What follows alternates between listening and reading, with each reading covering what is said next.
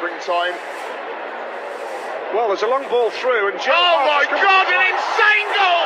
I've just seen the most insane goal I have ever seen on a football pitch. Incredible! Welcome, football fans. This is the show, Football Menu, another edition. This is your host, Ray P, and I'm joined by my co-host, Wayne G, and this is the show where we cook up and serve scrumptious and delicious football meals right off the football grill, out of the football oven, onto your plate in your living room. Wayne, greetings. Greetings, Ray. Good evening, good afternoon, good morning, wherever you are in the world joining us on Football Menu. Welcome. It was a wonderful weekend where we saw 29 goals being scored. And guess what? 16 of those goals were in the second half, 8 of which were scored onwards from the 88th minute. And 3 of those 8 goals were either goals that got a point for the team or got all 3 points for the team that scored them. Wow, what a weekend. Wayne, we saw 154 goals being scored across the top 5 leagues in Europe. That's in France, Germany, Spain, England, and Italy. We'll go into that later on in the show. But let's jump right into the Premier League. Crystal Palace and Everton. Wayne, Everton won that one 2-1, and the man himself again in rich form, Dominic Calvert-Lewin, scored. He was on target. Everton is now on top of the table, well behind Leicester City, of course, on goal difference, but both of them having 3 wins from 3 starts. Give us your analysis. It was a good game, no doubt about it. Everton, as predicted, they came out on top. Not the exact scoreline, but whatever. Ancelotti, he was very skillful in utilizing the space behind the wing-backs, putting his guys facing the less fleet-footed defenders of Crystal Palace. That brought them the goals. And for Crystal Palace, they were good in spurts, but their main men, that's Zaha and Townsend, the guys who they were looking to be electrifying, they were basically powerless. And Everton, they did a good job. And thumbs up, Ancelotti, congrats. Well, when we look at the big story coming out of this week, we saw where even Chelsea, was spent big in the transfer window so far. They brought in a new goalkeeper in Edouard Mendy, and he wasn't in the squad for their match against West Bromwich Albion. But what a match! West Bromwich Albion went up 3-0 inside 28 minutes, but guess what, Wayne? They only scraped away with a point. Disappointing for the Baggies fans, but I guess Chelsea can say they were resilient and they got a point on the road. What do you think about that match? Edouard Mendy, he was late in terms of getting the start this weekend, but I don't know if he could have done much about what happened. Chelsea were horrible. The defense was horrible. Of course, as you can see, on all 3 goals, especially the first goal, Chelsea were caught out of space. They were like a man caught barefooted trying to run out of a burning building. But guess what? As with most games thus far in the league, the Baggies, they caved in. They always seem to be playing reasonably good up to the halfway point. This time they carried it a little further, and then they caved in. Chelsea came up, got the point as the visitors, and the Baggies fans must be worried about their prospects of staying up in the league this season. Yes, indeed. And one key note in that fixture was 36-year-old Brazilian defender brought in from PSG, that's Thiago Silva, to shore up the defense of Chelsea. He was given the captain's armband in the absence of Cesar Azpilicueta, who was on the bench. And guess what? Thiago got a rude awakening and welcome to the Premier League. This is no joke league. You don't have the room or the luxury of making smallest of errors because you will be brutally punished. And that was what Robinson did yesterday in giving the Baggies a 2-0 lead. However, as you said, they caved in, and I think of the 2 teams, Chelsea will feel the better in that they got a point. Wayne, there was even a match with Tottenham and Newcastle. Controversy reigned where Tottenham led 1-0 until the last minute. It was the last minute of 5 that was added. Newcastle got a penalty, controversial though it was. Callum Wilson scored and Tottenham was left. Ruined some misses that they got that they should have put. They had some misses. They should have put the game long out of reach. But let's jump right into the big shocker of the weekend. Manchester City was hit for 5 by Leicester City. Leicester running away with that one at the Etihad. 5-2, having come from behind. Wayne. Okay, Manchester City must be licking their wounds right now because it was like something falling from the tree into the top of their heads. Because this wasn't just an away win for Leicester, it was an away win at the Etihad to Manchester City. Oh my goodness. It was like packed with excitement, end-to-end action. Indeed. Leicester City, they were pressing. Manchester City, they were pressing, but guess what? There was a dynamic to this game where Manchester City, they were narrow in midfield, but Leicester, they had that outer component where the flank players, they were consistently supporting the inside players, and that stretched the Manchester City midfield somewhat, and that was very tiring, especially when you have a guy like Fernandinho playing in the center of your midfield. At his age, he doesn't want to see that being a regular issue for him to be chasing guys left, right, and center. No. But Wayne, let's put this game into even greater perspective. Pep came into the game outlining the challenges he had with key players being injured. Of course, Aguero and Gabriel were injured, of course. When you look at it, it was Ryan Sterling who was asked to lead the line. When Pep had to resort to calling on 17-year-old Liam Delap at the resumption of the second half to try and salvage something from this game, it proved definitely that Manchester City has some work to do in the transfer window, and they are up against it. And guess what? If Liverpool wins tomorrow, City could well be playing catch-up from very early, given what happened last season. Laporte, their best defender, he is somewhere off the boil because he just came back. He was on the bench today. He just came back in terms of trying to get back to full fitness. So City is up against it. But let's put the stats into perspective for this game. Jamie Vardy scored his second hat-trick against Manchester City. And 3 players have scored hat-tricks against a Pep Guardiola team. One is Lionel Messi, who scored in October 2016. And Jamie Vardy has now scored twice, in December 2016 and today in 2020. Jamie Vardy has now scored 8 league goals against Manchester City since Pep Guardiola took charge in 2016. And guess what?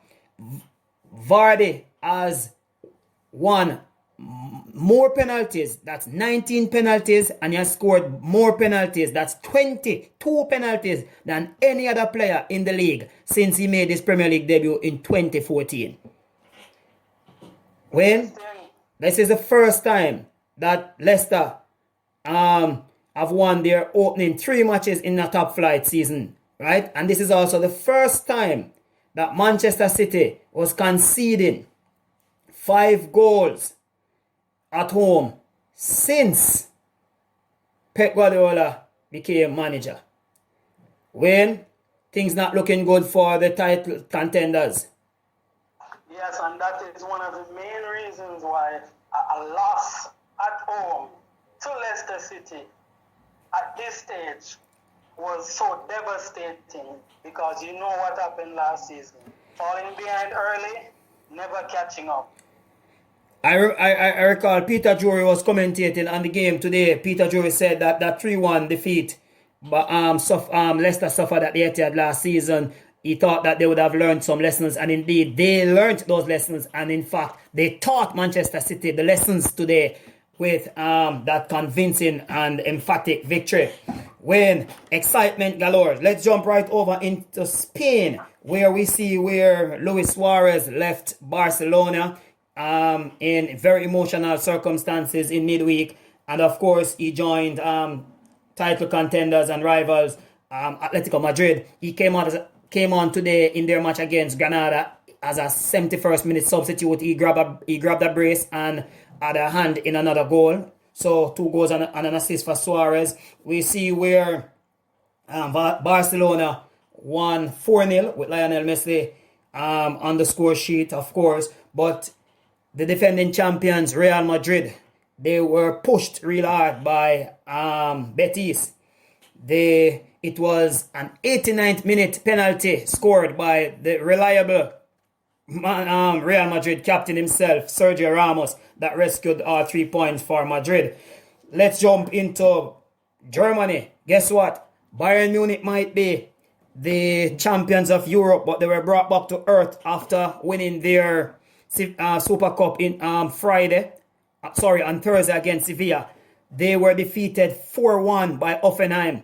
And of course, that brought an end to their 32 match unbeaten streak. So Bayern Munich finally losing in 30 after 32 unbeaten. Bayern might not feel so much hurt right now by that defeat, given the fact that when you look at the team where they were when Hansi Flick came in, they were fourth in the Bundesliga, and of course he dragged them, he picked them up. They were like resurgent, and of course we know what happened. They won the treble, and just Thursday gone they won the European Super Cup. Borussia Dortmund lost their game 2-0 away to Augsburg, and of course it was 1 apiece between Leverkusen and Leipzig. Win in Italy, a brilliant match played out over the weekend as well. Inter Milan, they won 4-3 over Fiorentina. Fiorentina led 3-2 up to the 87th minute until former Manchester United striker Romelu Lukaku got in on the act and he scored an 87th minute equalizer. And then it was over to Danilo D'Ambrosio to score the 89th minute winner. Of course, wow, excitement, edge of the seat action in Serie A. Atalanta won 4-2 against Torino. And guess what? Cristiano Ronaldo grabbed a brace to salvage a point for Juventus away to Roma. Cristiano Ronaldo doing what he does best by scoring and leading his team. It was in France. Lille won 2-0 over Nantes, Monaco 3-2 over Strasbourg, and Mauro Icardi grabbed a brace for PSG, who won 2-0 over Reims. So, Wayne, goals of the week. Goals of the week. Let me start off with Callum Hudson-Odoi. Yes. Chelsea down 3-1. Beautifully worked play with Kai Havertz. And Hudson-Odoi finished to the left-hand corner of the goalkeeper for West Brom. That was a beautiful goal. Mm-hmm. And I have a second one, James Maddison. I think that's my goal of the weekend. James Maddison. It was like a leather bullet flying to the left-hand corner of the roof, beating Edison, who was basically helpless. Mm-hmm. Guess what? Go ahead, Ray. Riyad Mahrez scored a spectacular goal today. That I know that's gonna be up there, right, with James Maddison's goal for goal of the season contender, because it resulted from a corner that City had gotten, and the ball came out to the outside, just inside the box, away from the 6-yard box, and Mahrez was there waiting. He pounced upon it with his right foot, which is his weaker foot, and he hammered an arrowed shot into the top left-hand corner. And I tell you, if 3 goalkeepers were in the goal, they could not have stopped that one same way. Beautiful goal from Riyad Mahrez.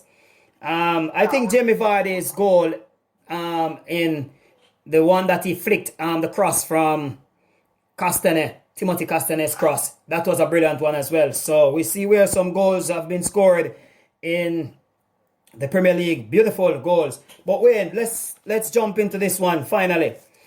There were 5 away wins in the Premier League this weekend. 2 drawn matches and 1 home match. One team playing at home won, and that was West Ham, who surprisingly won 4-0 in the absence of David Moyes. David Moyes is recovering from coronavirus, but his assistant, Stuart Pearce, was in the stadium talking to David Moyes on the telephone. And of course, it seems like David Moyes will have to be absent some more for West Ham to pull them throughout this season. Just kidding. There were 7 penalties. All 7 of them were scored. But guess what, Wayne? We have come to the end of another show. I tell you, say, when you're having fun, time flies.